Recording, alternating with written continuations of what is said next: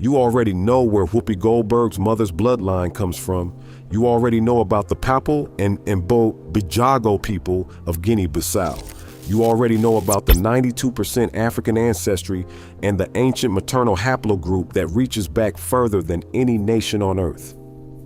But there is a second story inside Whoopi Goldberg's DNA, one that nobody talked about when the results first aired, one that the camera moved past quickly because it was uncomfortable, because it required explaining something that American culture has spent centuries not explaining: the 8%. 8% of Whoopi Goldberg's genome is European, not African, not Caribbean, European. And when you follow that number to its logical conclusion, when you ask where it came from, how it got there, and whose bloodline it actually represents, you end up somewhere that changes everything about how you understand her father's side of this family. Before we dive in, comment where you are watching from and click subscribe. Start with the man nobody talks about, Robert James Johnson Jr. He was Whoopi Goldberg's father, a Baptist clergyman, a man with a powerful speaking voice and a complicated private life. He left the family when Whoopi was still young, leaving her mother Emma to raise 2 children alone in the Chelsea Elliott houses in Manhattan. He died in 1993 in South Carolina. And for most of Whoopi's public life, he has existed at the edges of her story, present enough to be named, absent enough to remain a mystery. He was born in Georgia. His parents were Robert Johnson Sr. and Hattie Wilson. His grandparents on the paternal side were John Paul Johnson and Estella Sherman.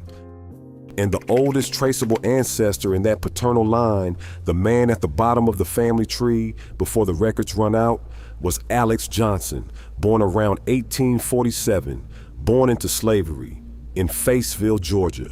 Faceville is a small community in Decatur County in southwestern Georgia near the Florida border. Most people have never heard of it. It does not appear in travel guides. It is not a place that marks itself on the American cultural map. But in the decades before the Civil War, Decatur County was a significant node in the southern plantation economy, a place where cotton and agriculture had produced a specific kind of world, organized entirely around the labor of people who had no legal right to refuse it. In 1860, 2 years before the Civil War would begin to crack the system that held it in place, Decatur County contained 5,924 enslaved people, nearly 6,000 human beings recorded without names in a federal census, listed alongside livestock and farm tools as the property of 431 slaveholders. The county was plantation country, cotton country, the kind of place where the entire economy ran on the labor of people who had no legal standing, no protected family bonds, and no recourse against anything that was done to them. The slaveholders of Decatur County were not all wealthy men with columned houses. Some were. Others were modest landowners who held a handful of people and worked alongside them. But what they shared, regardless of scale, was something more significant than property. They shared legal immunity. Whatever they did to the people they owned, no court would hear the case. No law would intervene. The system did not simply permit this. It depended on it. Decatur County was part of the broader Black Belt, that swath of deep South counties where the soil was fertile, the cotton economy was dominant, and the ratio of enslaved people to white residents was among the highest in the nation. In some Black Belt counties, enslaved people outnumbered white residents by 2 or 3 to 1. The plantation system in this region was not a peripheral feature of local life. It was the entire architecture of it. Every road, every courthouse, every church, every institution existed in relationship to the ownership of Black people and the extraction of their labor. And every one of those institutions, legal, religious, social, had been constructed specifically to make the slaveholders' authority absolute and unquestioned. It is in that world that Alex Johnson was born. It is also where the event occurred that left 8% of Whoopi Goldberg's genome European, where a white man's DNA entered a bloodline that would travel north through the Great Migration, end up in a Manhattan housing project, and eventually reach a Hollywood stage. Alex Johnson was one of those people, born into that world and held inside it for the first 17 or 18 years of his life.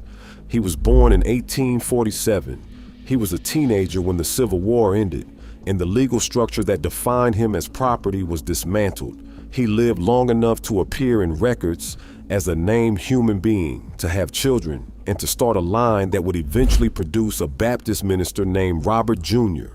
Robert Jr. would go on to father a girl named Karen Elaine Johnson in a Manhattan housing project in 1955.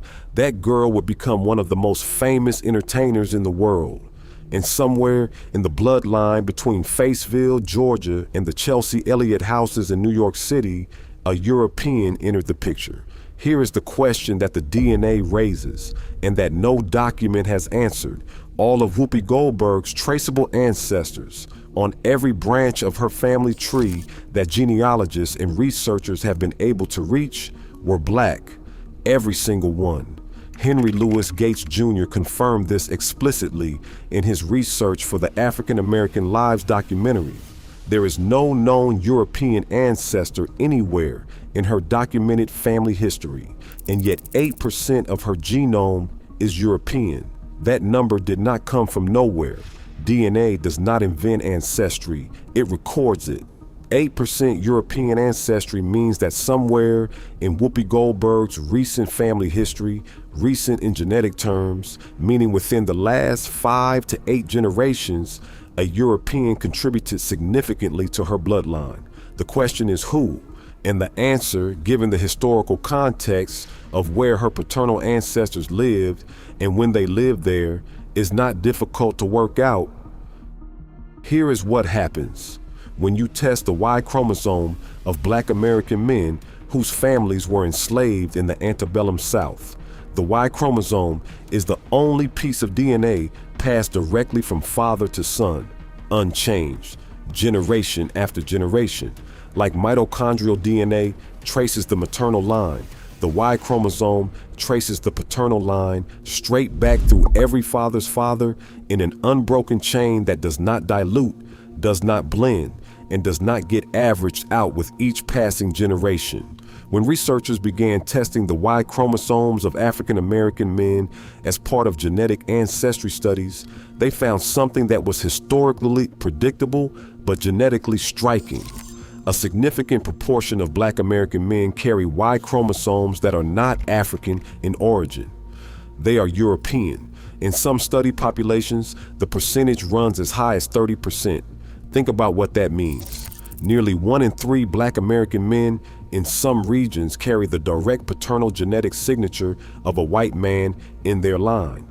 Not because of recent intermarriage, not because of choices made in the 20th century, because of what happened on plantations in the 18th and 19th centuries, when enslaved women had no legal protection against the men who owned them. This is not because Black men chose European women as partners in the antebellum South. The reverse was true, structurally and systematically. Enslaved Black women were sexually exploited by white men who owned them.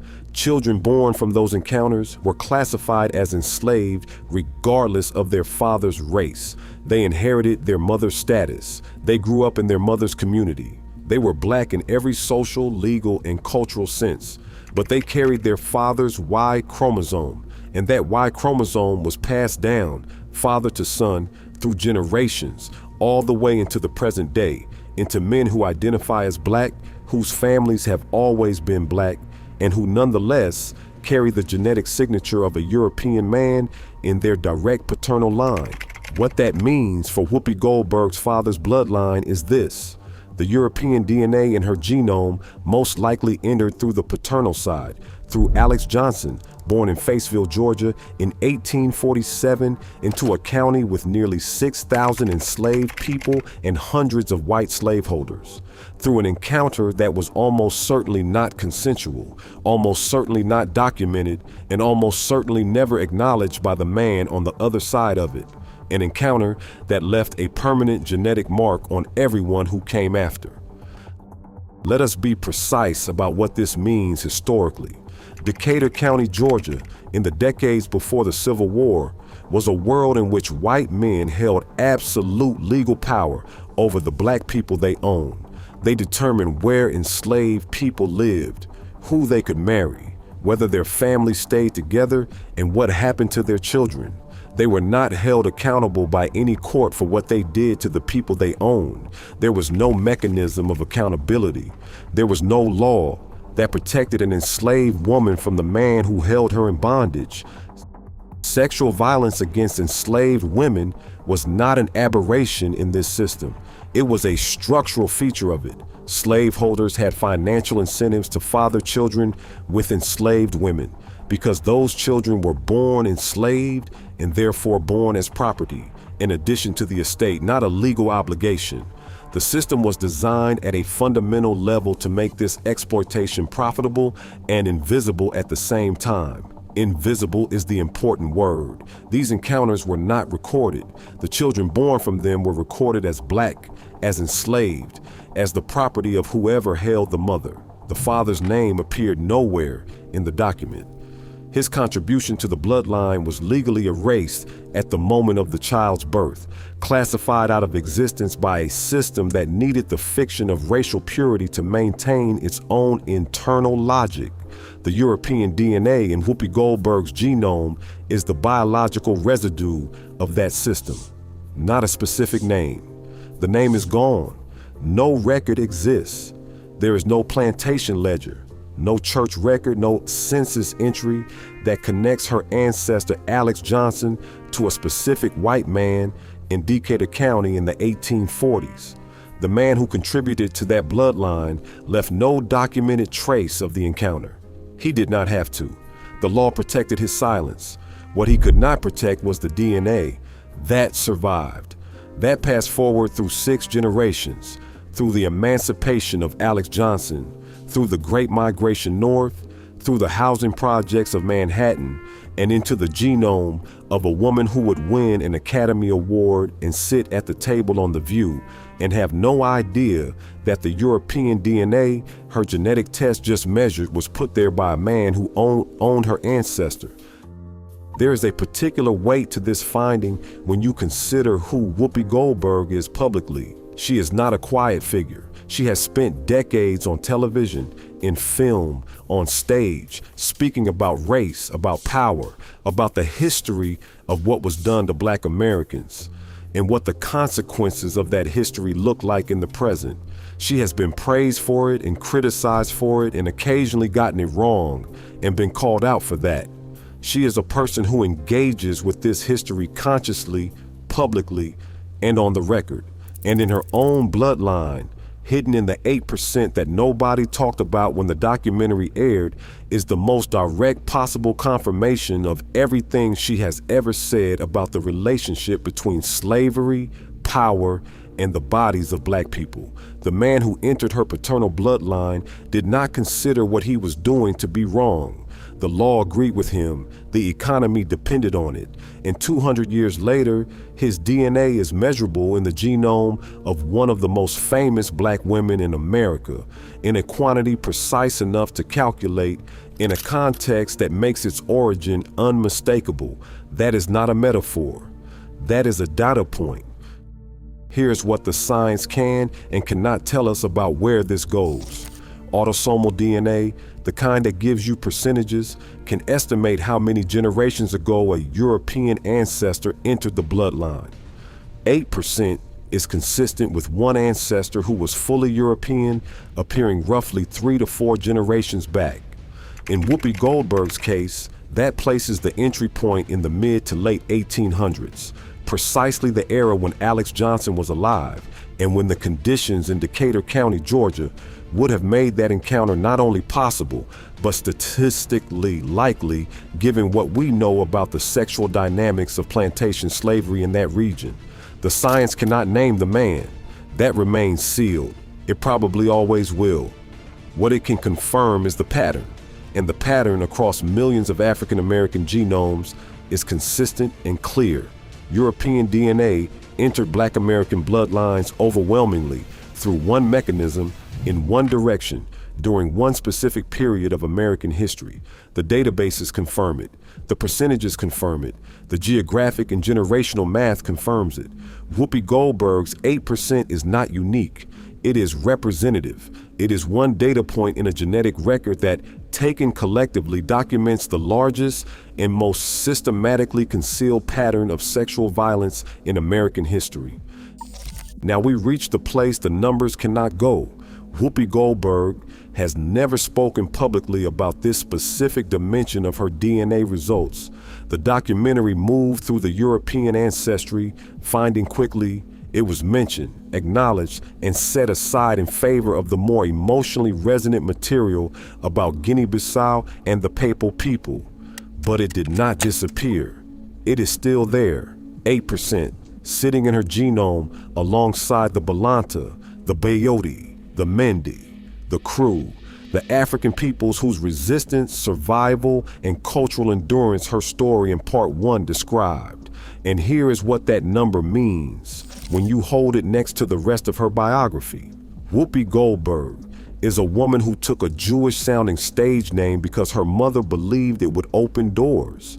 She grew up in a housing project in a city that had organized itself with considerable sophistication around racial hierarchy. She built a career in an industry that has never been neutral about the race of the people it allows to succeed. And in her cells, alongside all of that, she carries the DNA of a man who almost certainly enslaved her ancestor. She is not defined by that. She did not choose it. Nobody chooses their ancestry. But the question it raises is one that the science opens and cannot close. What does it mean to carry the bloodline of the man who owned your great-great-great-grandfather? What does it mean that this is not unusual, that millions of Black Americans carry the same quiet European percentage for the same quiet reason, and that most of them will never know whose it was or what was done to put it there? What does it mean that the descendants of enslaved people and the descendants of slaveholders are, in many cases, the same people? That the bloodlines merged in the worst possible way and nobody was ever required to account for it? And what does it mean that a DNA test, a piece of technology that did not exist a generation ago, can now make this visible, can pull this hidden history out of the genome and lay it on a table and say, this happened. Here is the evidence. Here is the number. Here is the approximate generation. The name is gone. The record is gone. The man protected himself with the full weight of a legal system designed specifically to protect him. He lived his life. He was buried somewhere in Decatur County or nearby. His own descendants probably have no idea what he did or who carries his DNA today. The DNA did not get the memo. The man whose DNA is in Whoopi Goldberg's genome did not record his name anywhere near Alex Johnson. He did not acknowledge the child. He did not leave a letter. He did not, as far as any surviving document shows, ever think about what he had left behind. But here's what he could not control. He left behind a biological signature, and that signature was copied exactly into every child that descended from that encounter. Copied again into their children and their children's children, passed forward through emancipation, through Jim Crow, through the Great Migration, through a housing project in Manhattan, through a comedy club in San Francisco, through an Oscar ceremony in Los Angeles, all the way into the genome of a woman who has spent her entire public life talking about exactly the kind of power that man represented. The science did not give us his name, but it gave us the proof that he existed, that what he did happen, that it is still here, measurable in one of the most famous living Black women in America. Drop your answer in the comments, because that question has no resolution that fits in a sentence. It only has honest reckoning. If this story changed how you see something, share it. And if you want to go even deeper into what DNA has revealed about the icons you thought you already understood, the next video is already waiting.